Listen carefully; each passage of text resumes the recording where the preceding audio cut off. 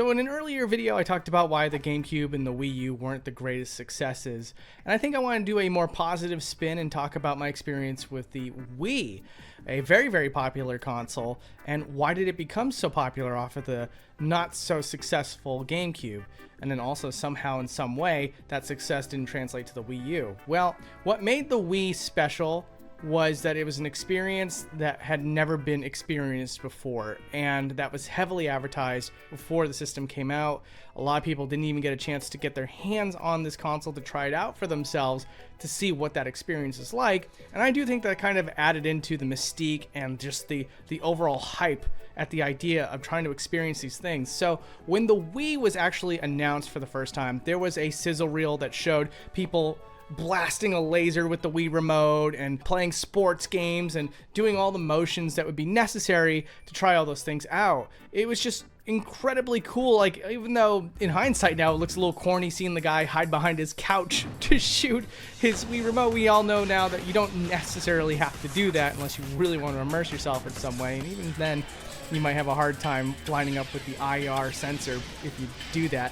But the whole idea though was that there was a promise there, and the promise was that there's going to be a level of immersion with your gameplay that you've never ever seen before. And so leading up to the release of the Wii, I remember myself just even wanting to hold the controller in my hand just to understand what that would even feel like. And I think there was a lot of people that had the same sort of interest as me, even if you weren't a hardcore gamer. I think that the general population sees this thing, they see it in action, and then you tie that with the launch title, which was Wii Sports, something that is just colloquial, and you just know what to do when you pick up the remote and you see a tennis racket on your character's screen. You swing and you want to hit the ball when it lines up with your character's racket and everything. It was ingenious. And then there was hardcore gamers like me that wanted to play games like the next Metroid Prime with this sort of thing.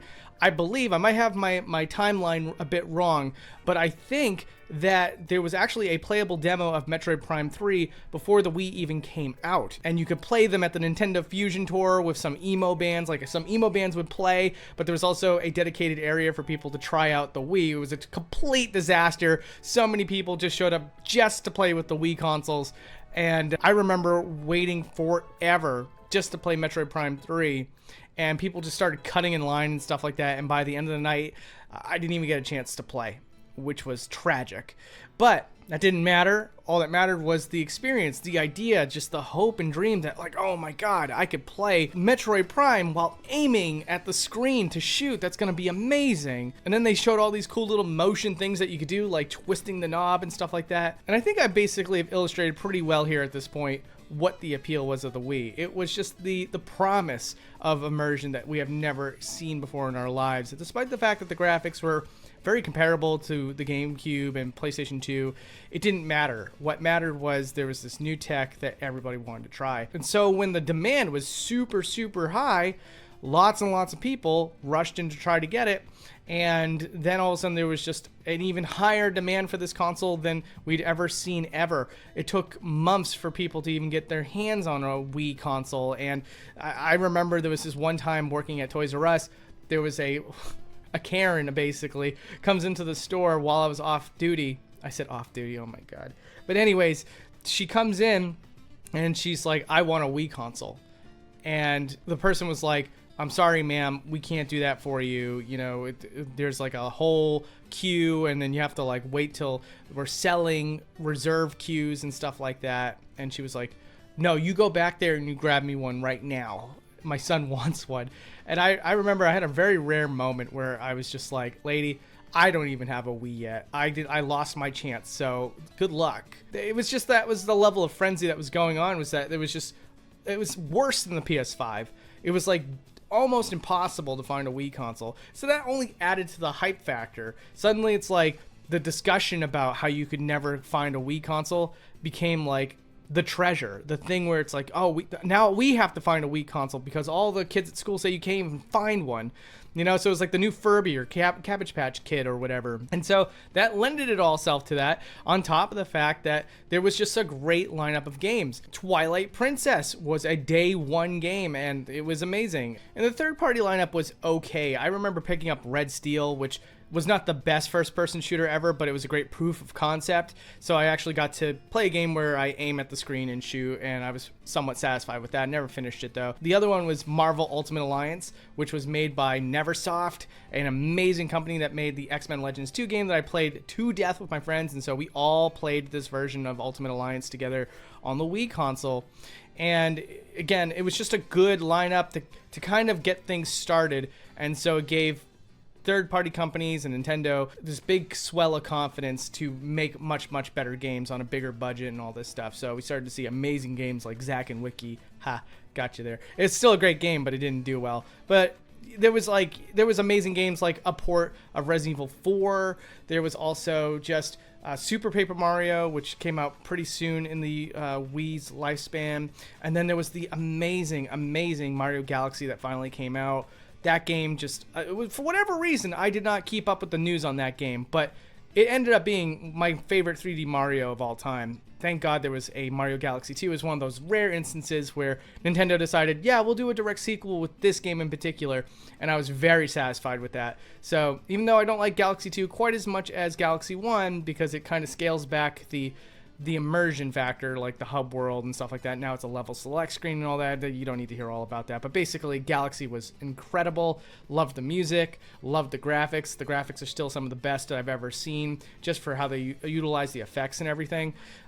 And I love the gameplay of it. I just love the fact that there's no silly apparatus on Mario or anything. It's just Mario being Mario, and then his environment does cool and crazy things. I loved Super Smash Bros. Brawl. I thought that was the most ambitious Super Smash Bros. Game to date. Yes, I know that Ultimate exists, but Ultimate became a very focused game that pretty much focused only on its characters, whereas Brawl innovated so many different things, like the online factor. Even though people don't love the online, it still pioneered online. And it also introduced a story mode that we've never seen since. Great stuff. Amazing. It even had 2-player co-op. I loved Super Smash Bros. Brawl. And I love the aesthetic of it. I guess I'm like in the smaller group of people with this one, but I love the darker aesthetic. People like to call it gritty. I don't know about that. It's just sort of like a darker, bolder colors than you see in the other games. The other ones just have a little too much brightness to them. Maybe that's a discussion for another time, though. Still, I loved almost all the exclusives on the Wii console. Punch-Out! My God, Punch-Out finally comes back after so many years, and it was a fantastic game. I think even that one sold well, I believe, which is really shocking to me. I thought that would just be one of those ones that kind of came and went because like people wouldn't care enough about it. But no, I think Punch-Out actually came back hard with a big swing, and maybe we owe that to the Game Grumps or something. I don't know, but it's so good. I love Punch-Out on the Wii. And also one of the things that's just completely understated about the Wii console is the digital purchasing, as well as the main menu screen with all the features such like the weather app, the photo app, and making me's. Like it just, there was just so much that they did right all at once with this console, and it just creates lasting memories. And on top of that, it just creates a culture around this console that can't be ignored by regular everyday people. So you combine all these factors together and you get this mega successful console. And never in my life did I think that the Wii would ever get outsold. Apparently, it's greatly outsold now by the Nintendo Switch. Wild stuff. I can't believe that. But, you know, the Switch is also just an amazing console, so I kind of understand that one too. And maybe that's a console that we need to talk about another time. So yeah, anyways, to recap what I think made the Wii great. It was the marketing. I didn't even mention the commercial of We Would Like to Play. We would like to play.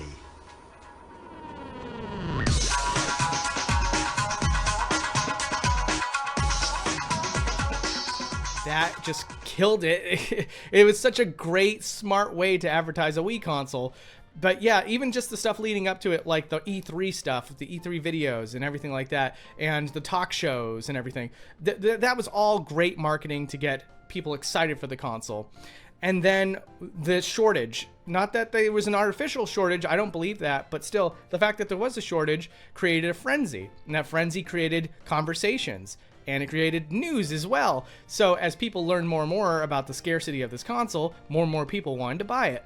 On top of that, it had a great launch lineup, so there was amazing games to play as soon as the console came out, which also supplemented the confidence in companies to make even better games very quickly after that. And so it had a great library of games as well. Combine all that with also just a lot of great innovations that would influence Nintendo and other game companies going forward, such as the Wii menu, as well as, of course, the motion controls themselves. You have a console that just has so many things working together to make a perfect storm console that became just a cultural phenomenon. I don't think I'm understating that by saying that. It was a cultural phenomenon. Amazing console, had amazing memories with it, and I'm glad that Nintendo knocked it out of the park with the Wii, because it just it made gaming interesting again to me. But anyways, thank you so much for watching this video. Feel free to subscribe if you haven't already, and take care.